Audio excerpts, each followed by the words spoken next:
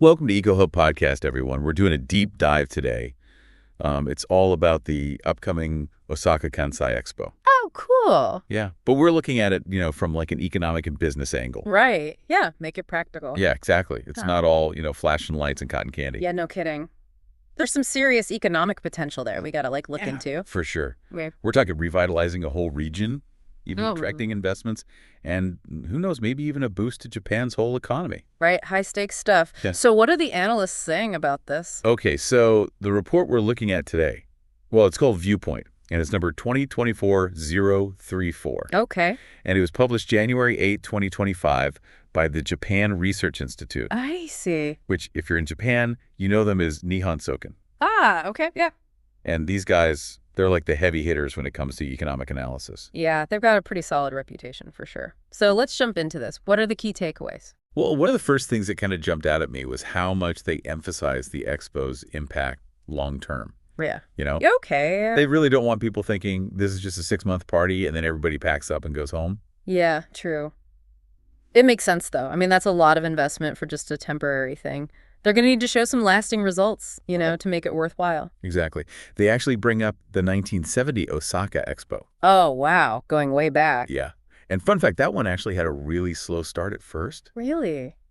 Yeah, people were honestly worried about low attendance for a while there, Mm-hmm. but then word of mouth kicked in, Oh, nice. and it ended up being a huge success. So they managed to turn things around. Oh yeah, big time. Ended up with like 64 million visitors. Oh, that's a lot of people. Right. And this report is basically saying, hey, we can do even better this time. Okay. I'm definitely intrigued. So how are they thinking of topping 64 million visitors?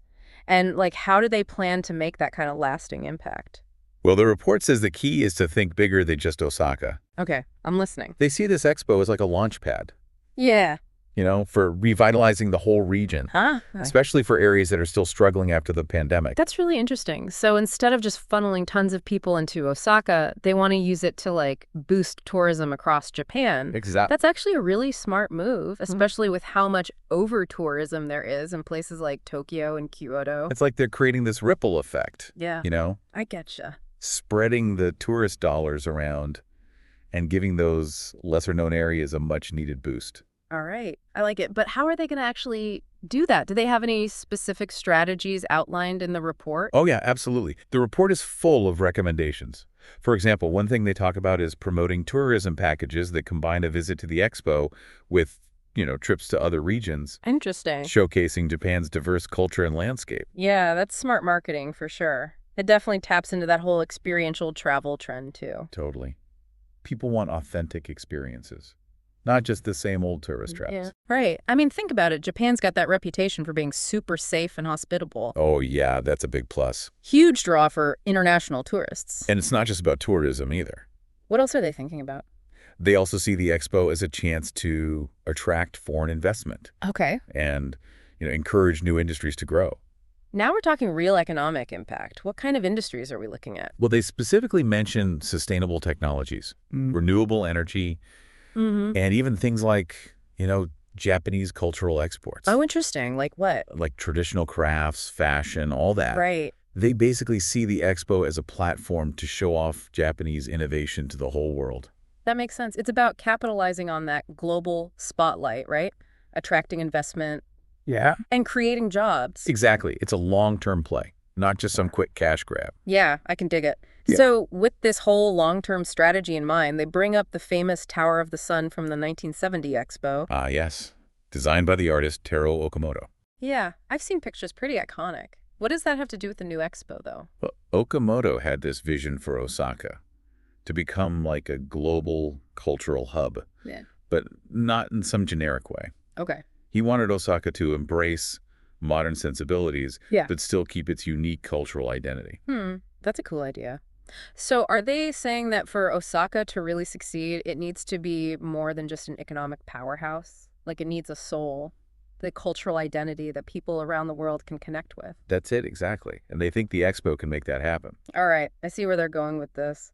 It's about creating a legacy that lasts, not just a temporary economic boost. Right. But let's be real, it's not going to be easy. Yeah. The report acknowledges that Osaka and the whole Kansai region have been dealing with economic stagnation for years. Yeah, that's true. It's been rough. So how do they see the expo turning things around? They focus on two main areas, Yeah. regional development and legacy creation. Okay, can you break those down for me? What exactly do they mean by regional development in this context? Basically, they're saying that the benefits of the expo can't just stay in Osaka. Right. It needs to have a positive impact on the whole Kansai region. And even beyond that. So spreading the wealth, so to speak. Exactly.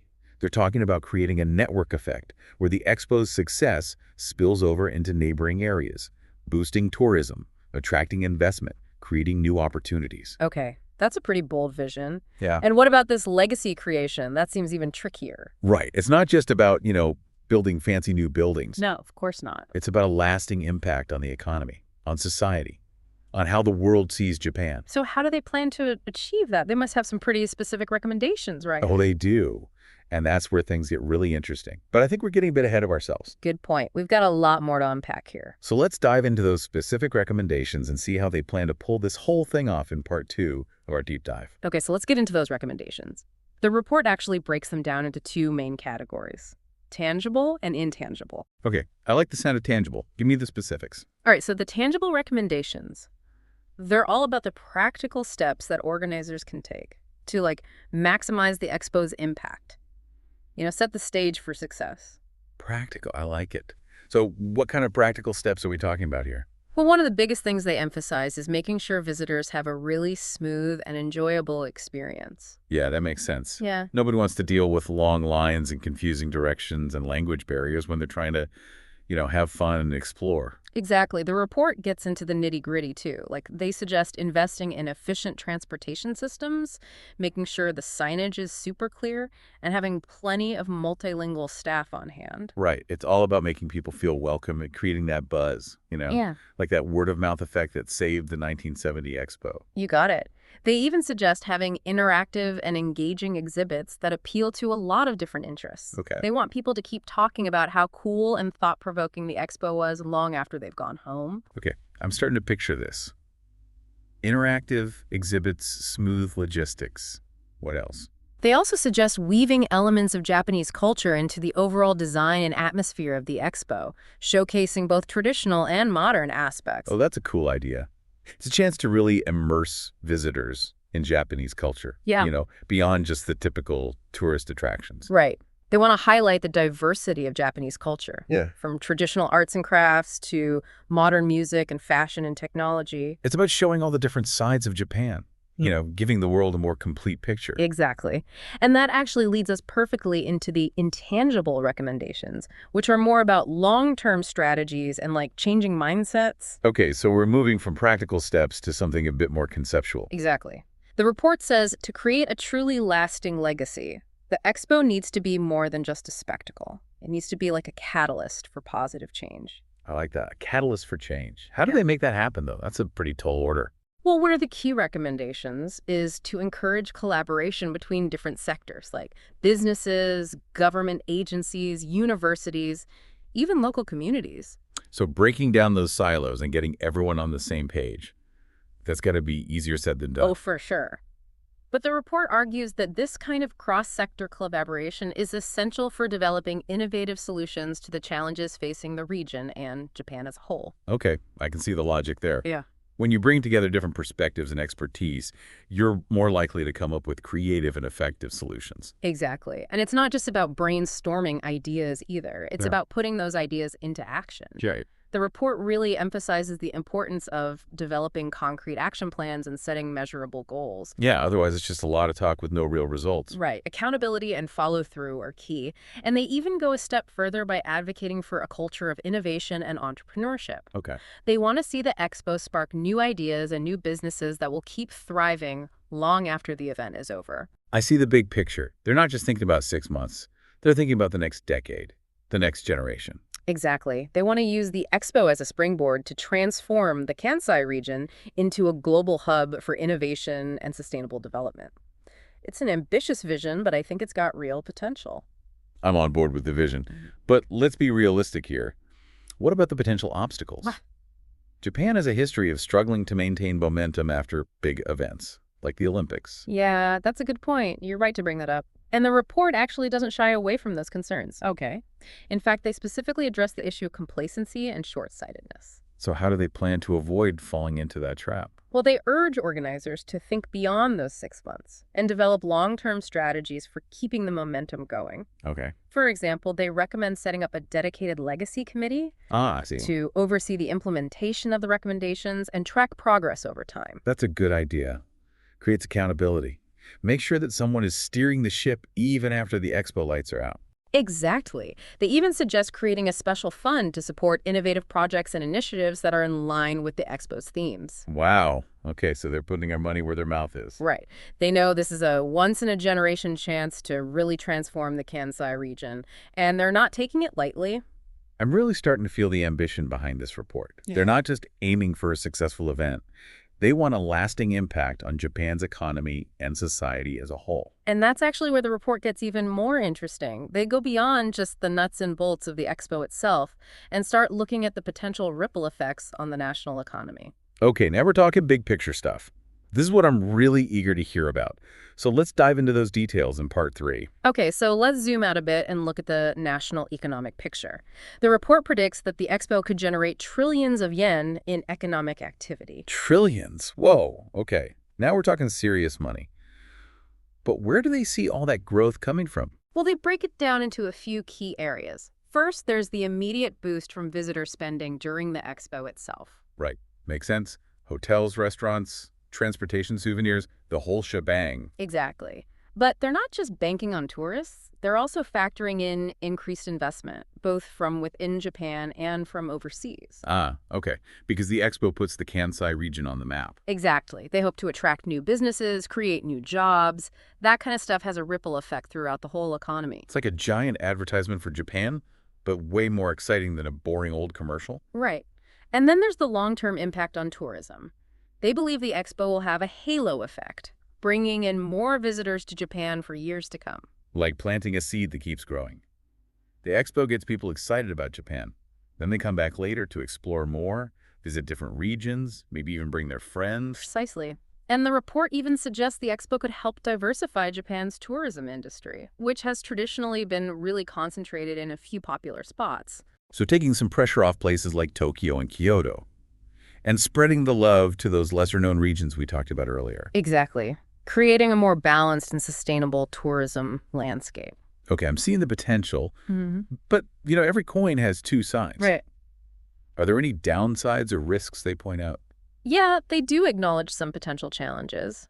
One concern is that the economic benefits might not be evenly distributed across the whole country. So some regions might benefit more than others. It's a valid concern. The report emphasizes the need for policies to make sure those economic gains from the expo are shared more widely, investing in things like infrastructure and education in areas that might get left behind. It's about creating opportunities for everyone, not just those who are already ahead. Exactly. They also acknowledge the possibility of, cost overruns and delays, which happen pretty often with these big projects. Yeah, it wouldn't be a mega event without a few budget hiccups. The report stresses the importance of careful planning, transparent budgeting, and strong oversight to keep those risks in check. Sounds like they're trying to learn from past mistakes and be proactive. They definitely are. And they also recognize the potential for negative environmental impacts. Right. If the increase in tourism isn't managed sustainably. Absolutely. All those extra flights, transportation, energy consumption, it adds up. The report emphasizes integrating environmental considerations into every single aspect of the expo. From using renewable energy to promoting eco-friendly transportation. Exactly. It's all about balancing economic growth with environmental responsibility, showing the world that Japan is serious about a sustainable future.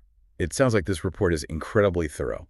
They've really thought of everything. They definitely did their homework. They've laid out a clear roadmap, acknowledged both the potential rewards and risks, and offered concrete recommendations for maximizing the good and minimizing the bad. But it's not just about the numbers, right? There's a human side to all of this, too. Absolutely. The report dives into the expo's potential impact on Japanese society as a whole, beyond just the economic side of things. Okay, I'm really interested to hear more about that. What do they say? Well, for one thing, they believe the expo can foster a sense of national pride and unity, which, let's be honest, the world could use a little more of these days. Couldn't agree more. It's easy to get caught up in the negativity, But events like this can remind us of what we can achieve when we work together. Exactly. They see it as an opportunity for Japan to showcase its culture, values, and achievements to the world, project a positive image on the global stage. It's like Japan saying, hey, world, look what we can do. Precisely. And it's not just about the present, it's about inspiring the future. The report talks about how the expo could inspire the next generation of innovators and entrepreneurs in Japan. That's so important. Showing young people what's possible and encouraging them to dream big. Exactly. They want to expose them to cutting-edge tech global perspectives, the potential of a sustainable future. It's about nurturing the next generation of leaders and problem solvers who will shape Japan's future. And it goes even beyond that.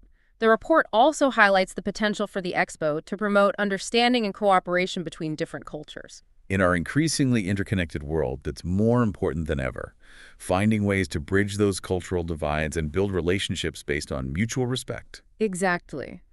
They envision the expo as a platform for dialogue and exchange, where people from all over the world can connect, share ideas, learn from each other. A global meeting place where people can interact, break down stereotypes, and maybe even make some lasting friendships. Precisely.